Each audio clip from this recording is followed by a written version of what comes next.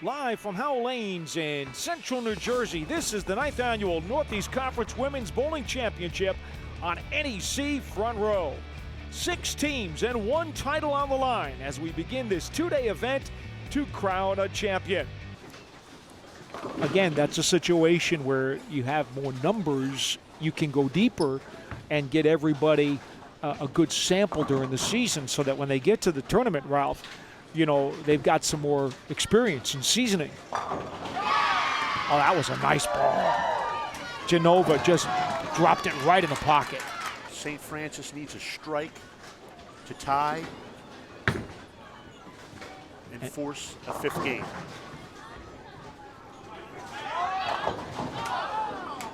Nine. They St. come up Francis 1 short. Will fall by a pin, and that will complete the LIU Brooklyn sweep. 4-0.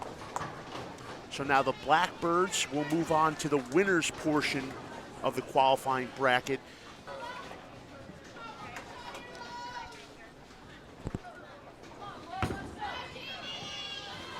Tie match. 155, 155. It's a 2-2 situation here. And Caldwell's rolling off of a strike in the 10th. They get another one. St. Francis U comes up with a spare. Jamie Kelly for the Terriers. Wow. St. Francis rolling 5 in a row to start the game. The Terriers have caught fire in this winners bracket qualifying round match. In this match alone, they have a 255 and a 248. And that's not turning down the heat anytime soon. Cougars working off of a spare. And they get the strike. But we're going to stay with the Caldwell match, which right now each team has a spare and a strike to start the 2 frames. And there is a very solid strike for Sacred Heart's Lauren Huffman. Wing is... They're down by 47 pins, though, so that's going to wrap it up. Fairleigh Dickinson's got this one, and that ties it at 2. Wing had the double in that game for SFBK. Strikes in the 4th and then the 9th. And then Melanie Hannon, the FDU anchor on lane 7, hammers home another strike. The Knights have 3 in a row. Jamie Kelly, 3 in a row now as she strikes for the Terriers. Sacred Heart with 164, plus a spare in the 10th, and this final fill ball. She strikes. 184 for Sacred Heart, 158 for Caldwell. Sacred Heart wins 4-1. That's where we stand here in Game 6. Carson Early on. Lukosis. The late hook gets her the strike. This is Laura Branch, the freshman out of Victor, New York.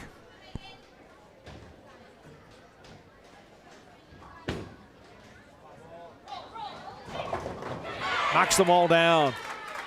Key strike for Fairleigh in the 3rd. And you know the Knights are thinking strike here out of Melanie Hannon.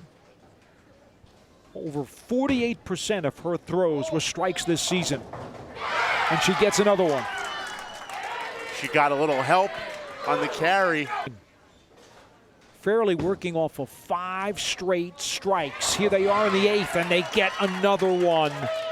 That's from Laura Branch. Fairleigh Dickinson and Sacred Heart, and we're going to see them in the winners bracket match.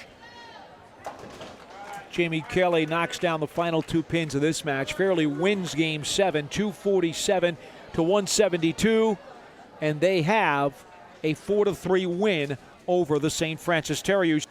This is the key ball right here, Ralph. Hannon with a strike percentage of nearly 49% in NEC play this season.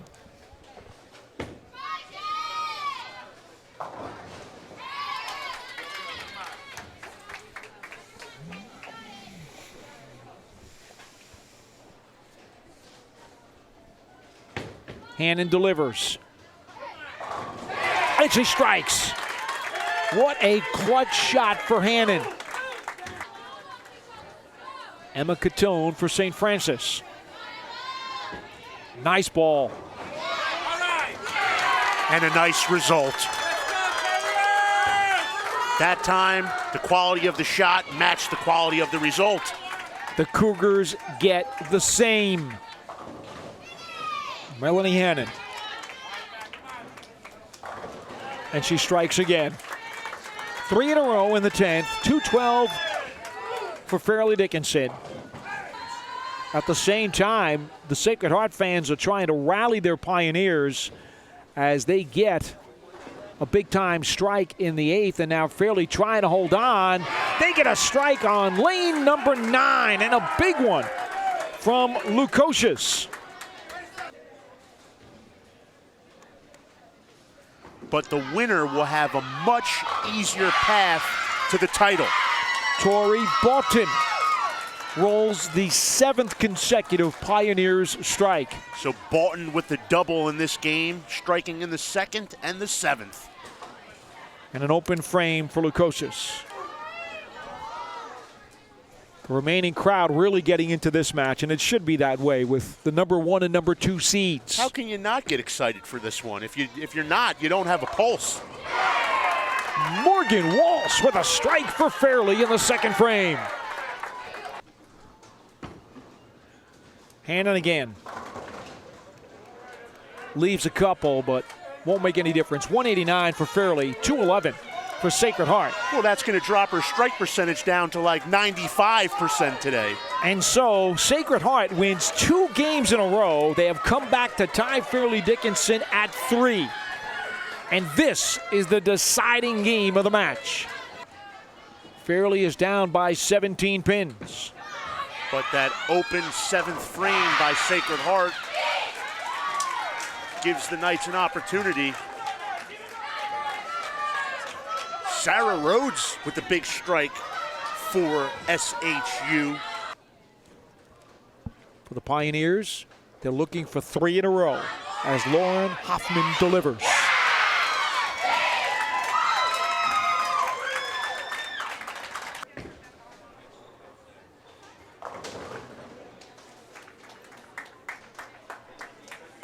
And that's it. The strike and a 160 for Fairleigh Dickinson.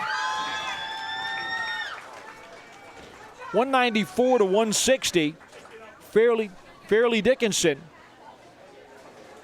loses to the Sacred Heart Pioneers.